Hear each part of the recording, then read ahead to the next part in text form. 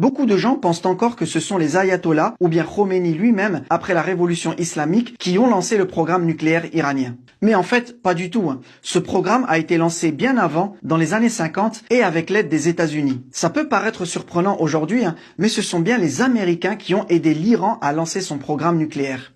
En 1957, quand l'Iran était encore dirigé par le Shah, Mohammad Reza Pahlavi, les Américains ont signé un accord de coopération nucléaire avec l'Iran dans le cadre d'un programme qui s'appelait à l'époque Atoms for Peace. Et évidemment, l'objectif c'était de promouvoir l'usage pacifique de l'énergie nucléaire, c'est-à-dire produire de l'électricité. Les Américains avaient fourni un réacteur de recherche, ils avaient livré de l'uranium enrichi pour faire fonctionner ce réacteur, et ils avaient même envoyé des dizaines d'étudiants iraniens se former au MIT, une des meilleures universités américaines. Et en 1970, l'Iran a même ratifié le traité de non-prolifération nucléaire, où il s'engage officiellement à ne pas développer l'arme nucléaire et à placer ses installations sous le contrôle de l'Agence internationale de l'énergie atomique, l'AIEA. Mais évidemment, vous le savez, l'histoire a basculé complètement en 1979 avec la révolution islamique. Du jour au lendemain, la coopération avec les Américains s'arrête et tous les projets nucléaires sont stoppés.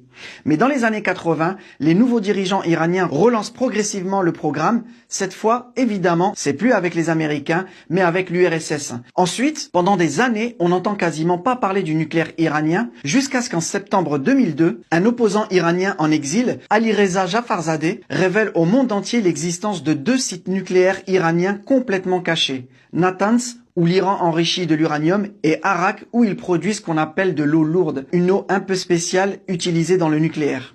Et c'est là en fait que ça a vraiment commencé ce qu'on appelle la crise nucléaire iranienne. Parce que ces sites, ils n'avaient jamais été déclarés à l'AIEA, et du coup, beaucoup de pays ont commencé à suspecter l'Iran de chercher à avoir l'arme nucléaire. À partir de 2006, les sanctions internationales ont commencé, et depuis, c'est un petit jeu du chat et de la souris entre l'Iran et l'AIEA. Il est clair que l'Iran n'accepte plus tellement les règles de l'agence internationale, mais on va voir un peu plus loin, ils ont quand même quelques raisons pour faire ça.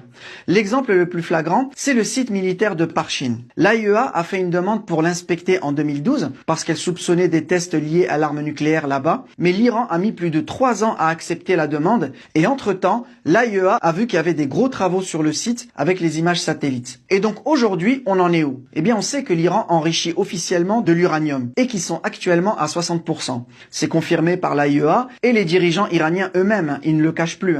Ça a été confirmé par Kazem Garibabadi, vice-ministre des Affaires étrangères. Alors, 60%, ça vous dit peut-être rien comme ça, mais on va voir maintenant pourquoi ce chiffre est important et pourquoi il fait aussi peur à certains pays de la région.